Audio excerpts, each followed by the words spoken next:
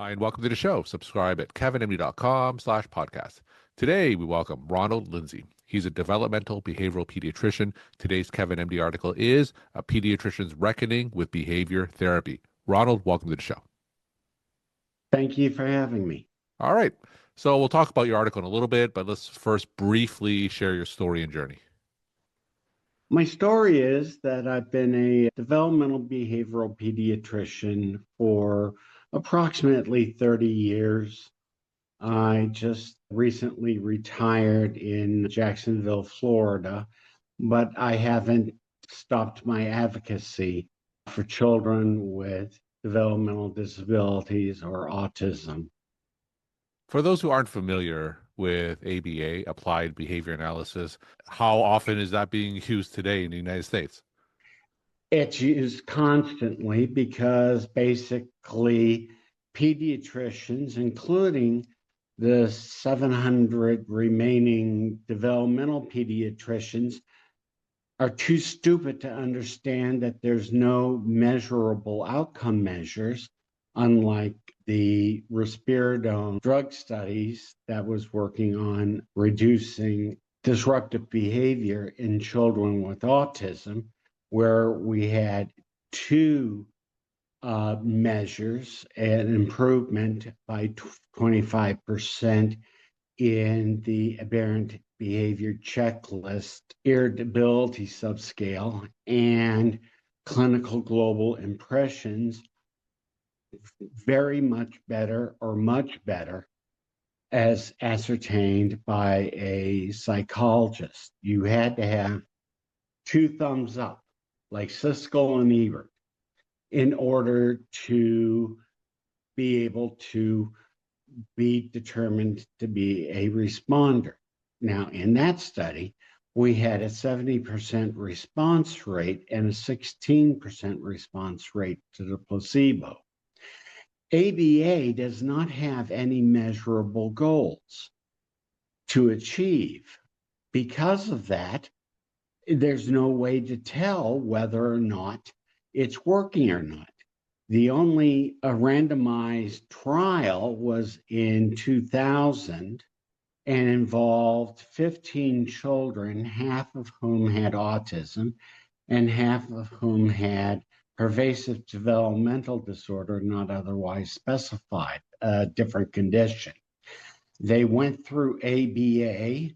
These children, using the terminology at the time, were mildly or moderately cognitively impaired. The average IQ was 50. And as a result of ABA therapy, their average IQ raised up to 55.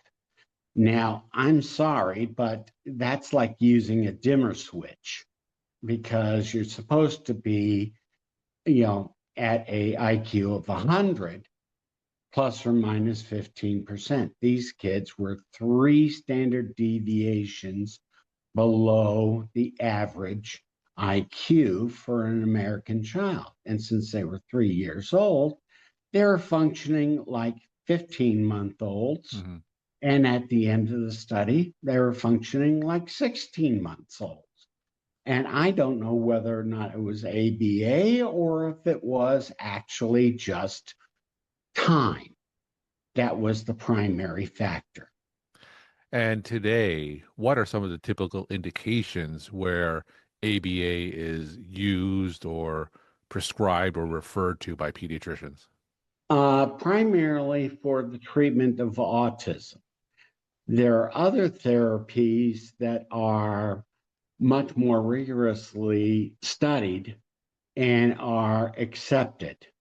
For example, DIR Floortime for preschoolers. There's also the LEAP and TEACH programs that were developed at the University of North Carolina for school-age children.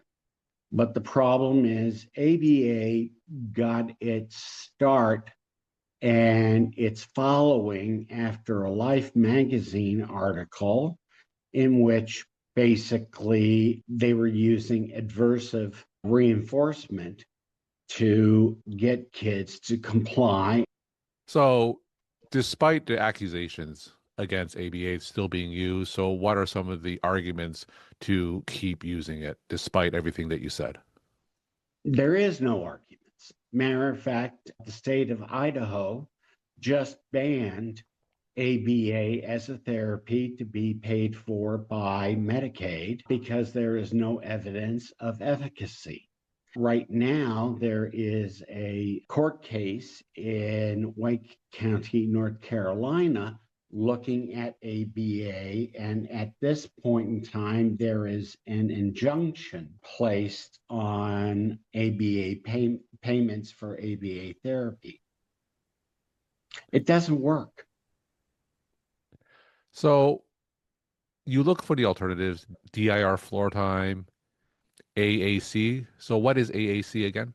AAC is adaptive communication. That's where people are using devices, electronic devices, to allow a child to push a button, yes or no, or A and B, to answer the question, do you want gummy bears or would you like teddy bear snacks? The child can sometimes point to the desired object, but other times they have to press a button because they're nonverbal. And these alternatives, how often are they being used in this context? Not as widely as the evidence shows that they are superior. So my feeling is very simple. I believe in measurable goals. If a therapy works, you keep on using the therapy and keep on upping the goals. It's basically what I have to do every time I have surgery on my knees or my feet. I have to go and achieve goals. I have to do a certain number of exercises. And if I cannot make progress, then Medicare will no longer pay for that particular therapy. That's the problem that we have with developmental pediatricians because they haven't really looked into the founding documents from 60 years ago, looking at the studies that proposed ABA as a therapy. So, right now, there's a Ban ABA initiative. Tell us more about the roots of that, who's organizing that, and what does it hope to achieve?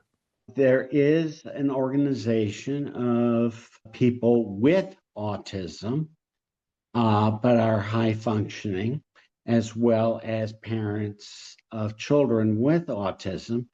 And they see that the use of adversive reinforcement is basically akin to torture.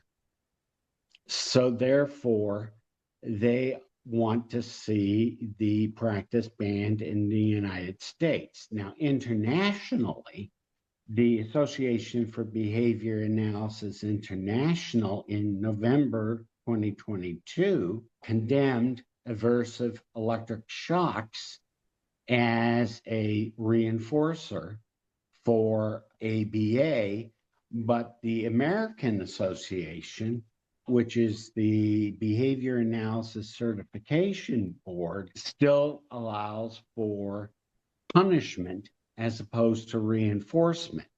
So when electric shocks are being used, we have to ask, only after less intrusive methods fail. What does that really mean in practice? In practice, that means inducing electric shocks onto the feet of children who, by their nature of having autism, are very, very sensitive to sensory input. So is that little electric shock a tickle or is it a full-blown taser attack? I don't know. I'm not autistic. And I have not been hit with one of those electric shocks or a taser, nor do I desire to basically have that happen. The only time I've gotten into an electric shock is when I made a mistake and touched a live wire while trying to fix it. So I think from my understanding, does the modern ABA, does it still use punishment-based therapies? Like, isn't it more regulated now and nothing like what ABA was originally designed for? It is currently regulated by true believers of ABA. There's no independent member on the board that regulates ABA therapy. In other words, they are all ABA behavior therapists. None of them are physicians. None of them are psychiatrists. None of them are advocates of non-ABA therapies. So the problem is that the American Psychiatric Association basically has packed the regulatory body with true believers. So what's your recommendations to pediatricians today who are treating or need to refer nonverbal autistic patients? What they need to do is they need to go and read up on the recommendations from the international board, basically saying that DIR, Floortime, and other non-aversive behavior modification methods are the way to go. The problem is that there's very few developmental pediatricians to be able to refer to. And to be perfectly honest, in the North Carolina lawsuit, nobody has asked a developmental pediatrician to put their 2 cents worth in. And that's kind of off-putting to me. Has developmental pediatrics sunk so low that it's no longer considered expert opinion? We're talking to Ronald Lindsay. He's a developmental behavioral pediatrician. Today's Kevin MD article is A Pediatrician's Reckoning with Behavior Therapy. Ronald, let's end with some take-home messages they want to leave with the Kevin MD audience. Take-home message. Basically, use your common sense. If people are essentially torturing your children in order to get them to behave, that's not right. When the Life article that came out in 1965 came through, Bruno Bettelheim said, the parents are not the monsters, the kids are the monsters. Children with autism are not monsters. They're people like you and I. They are neurodivergent. They have a different wiring system in their brain, and we need to celebrate those differences because sometimes it yields very good results, like Tesla's and Starship, because Elon Musk is on the spectrum. So is Bill Gates, and Microsoft has done wonders for the world. Ronald, thank you so much for sharing your perspective and insight. Thanks again for coming on the show. Thank you very much for having me and for publishing my article.